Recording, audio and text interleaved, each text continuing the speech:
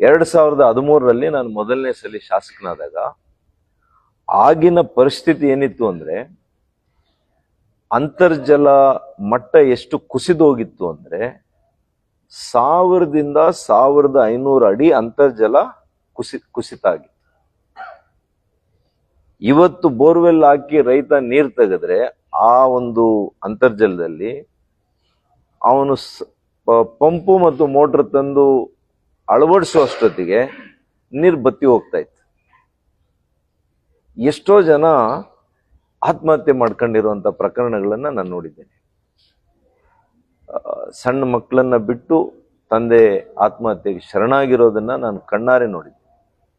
ಇದು ನೋಡಿದ ಮೇಲೆ ಅವತ್ತು ಒಬ್ಬ ವಿಜ್ಞಾನಿ ಮತ್ತು ಒಬ್ಬ ಹಿರಿಯ IAS ಅಧಿಕಾರಿ ನನಗೆ ವಿಶ್ವದ ಇತರೆ ಕಡೆ ಈ ರೀತಿಯ 2 ಹಂತದಲ್ಲಿ ಶುದ್ಧೀಕರಣ ಮಾಡಿ ಕೊಳಚೆ ನೀರನ್ನ ನಗರ ಭಾಗದಿಂದ, ಅಂದ್ರೆ ಹತ್ರ ಇದ್ದಿದ್ದು ನಮಗೆ ನಗರ ಭಾಗ, ನಿಮಗೆ ಗೊತ್ತಿರಲಿ ಇಡೀ ಕರ್ನಾಟಕ ರಾಜ್ಯದ ಎಲ್ಲ ಕಡೆ 2 ವಾಟರ್ ಬೇಸಿನ್ಸ್ ಇಂದ ನೀರು ಹಂಚಿಕೆ ಆಗ್ತದೆ. One is Krishna basin, another is Kaveri basin. ನಮ್ಮ ಈ 3 ಜಿಲ್ಲೆಗಳು ನಾವು ಕಾವೇರಿ ಬೇಸಿನ್ ಅಲ್ಲೂ ಇಲ್ಲ, ಕೃಷ್ಣ ಬೇಸಿನ್ ಇಂದ ಕೂಡ ನಮಗೆ ನೀರು ಹಂಚಿಕೆ ಆಗಲ್ಲ. ನಾನು ಇದನ್ನ ಅನೇಕ ಬಾರಿ ವಿಧಾನಸೌಧದಲ್ಲಿ ಕೇಳಿದ್ದೀನಿ. ನಾವು ಕರ್ನಾಟಕ ರಾಜ್ಯದಲ್ಲೇ ಇದ್ದೀವ ಅಥವಾ ಕರ್ನಾಟಕ ರಾಜ್ಯದ ಹೊರಗಡೆ ಇದ್ದೀವ?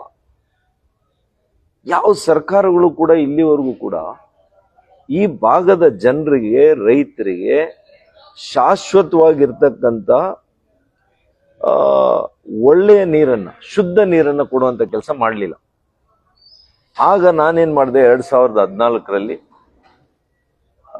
ಮಾನ್ಯ KH ಮುನಿಯಪ್ಪನವರು ಅಂದು ಸಂಸದರಿದ್ರು, ನಾನು ಕಾಂಗ್ರೆಸ್ನಲ್ಲಿದ್ದೆ. ಆಗ ಮಾನ್ಯ ಸಿದ್ದರಾಮಯ್ಯನವ್ರ ಹತ್ರ ಮುಖ್ಯಮಂತ್ರಿಗಳಾಗಿದ್ದರು. ಅವರಿಗೆ ನಾನು ಈ ರೀತಿಯ ಒಂದು ಪ್ರಾಜೆಕ್ಟ್ ಅನ್ನು ಹೇಳಿದಾಗ ಅವರು ಖಂಡಿತವಾಗಿಯೂ ಕೂಡ ನಮಗೆ ಸಹಕಾರ ಕೊಟ್ಟಿದ್ದಾರೆ, ನಾನಿಲ್ಲ ಅಂತ ಹೇಳೋದಿಲ್ಲ. ಬಹುಶಃ ಅವರು ಅವತ್ತು ತಾತ್ವಿಕ ಒಪ್ಪಿಗೆ ಕೊಟ್ಟು ಹಣವನ್ನು ಕೊಡದೇ ಇದ್ದಿದ್ರೆ ಇವತ್ತು HN ವ್ಯಾಲಿ, KC ವ್ಯಾಲಿ ಇವೆಲ್ಲ ಆಗ್ತಾ ಇರಲಿಲ್ಲ.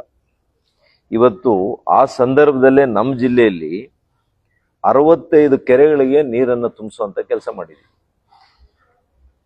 ಅದರಿಂದ ಏನಾಗಿದೆ ಅಂತಂದ್ರೆ ಇವತ್ತು 1500 ಅಡಿ ಅಂತರ್ಜಲ ಕುಸಿದಿದ್ದರಿಂದ ಅಲ್ಲಿಂದ ಇವತ್ತು ಎಲ್ಲಿಗೆ ಬಂದಿದೆ ಅಂತರ್ಜಲ? 200 ಅಡಿ 300 ಅಡಿ ನೀರು ಸಿಗ್ತಾ ಇದೆ, ಬೋರ್ವೆಲ್ ಹಾಕ್ಸಿದೆ. ಇದು ಉದ್ದೇಶ ಮಾಡಿದ್ದು ಕೂಡ 2 ಹಂತದಲ್ಲಿ ಶುದ್ಧೀಕರಣ ಮಾಡುವಂತ ಯೋಜನೆ ಏನಕ್ಕೆ ಅವತ್ತರಲ್ಲಿ ಮಾಡಿದ್ದು ಅಂದ್ರೆ ಕೇವಲ ಕೆರೆಗಳಿಗೆ ನೀರನ್ನ ತುಂಬಿಸಲಿಕ್ಕೆ, ಕುಡಿಲಿಕ್ಕಲ್ಲ. ಇದು ಕುಡಿಲಿಕ್ಕೆ ಯೋಗ್ಯ ಅಲ್ಲ ಅಂತ ಎಲ್ರಿಗೂ ಗೊತ್ತಿದೆ, ನಮಗೂ ಗೊತ್ತಿದೆ, ವಿಜ್ಞಾನಿಗಳಿಗೂ ಗೊತ್ತಿತ್ತು.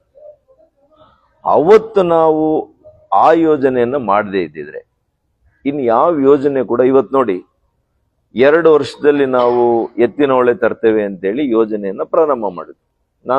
ನಾನು ಕಾಂಗ್ರೆಸ್ MLA, ನನ್ನ ಕ್ಷೇತ್ರದಲ್ಲೇ ಪೂಜೆ ಮಾಡಿದ್ವಿ. 2014ರಲ್ಲಿ ಲೋಕಸಭೆ ಚುನಾವಣೆಗೆ ಮುಂಚೆ ಮಾನ್ಯ ಮೊಯ್ಲಿ ಅವರು ಅವ್ರ ಚುನಾವಣೆಗೆ ಮುಂಚೆ ನಮ್ಮಲ್ಲೇನೆ ಒಂದು 50,000 ಜನ ಸೇರಿಸಿ ಕಾರ್ಯಕ್ರಮ ಮಾಡಿದ್ವಿ.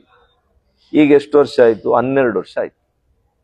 8,000 ಕೋಟಿಗೆ ಪ್ರಾರಂಭ ಆದಂತ ಯೋಜನೆ ಎತ್ತಿನೊಳೆ. ಇದನ್ನು ರೂಪಿಸಿದವರು ಯಾರು? BJP ಸರ್ಕಾರ.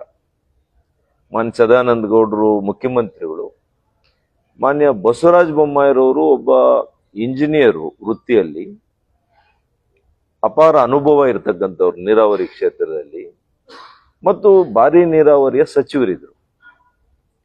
ಅವರು ಇದನ್ನ ಅರ್ಥ ಮಾಡಿಕೊಂಡು ಈ ಯೋಜನೆಯನ್ನ ರೂಪಿಸಿ ಆಡಳಿತ ಅನುಮೋದನೆ ಕೂಡ ನಮ್ಮ ಸರ್ಕಾರದಲ್ಲಿ ಆಗಿದ್ದಿತ್ತು 2012. ಅಫ್ಕೋರ್ಸ್ ಅವ್ರ ಸರ್ಕಾರ ಬರಲಿಲ್ಲ ಅವತ್ತು BJPಯಲ್ಲಿ 13ರಲ್ಲಿ. ಕಾಂಗ್ರೆಸ್ ಸರ್ಕಾರ ಬಂದ ಮೇಲೆ 14ನೇ ಇಸವಿಯಲ್ಲಿ ಇದನ್ನ ಭೂಮಿ ಪೂಜೆಯನ್ನ ಮಾಡಿದ್ರು.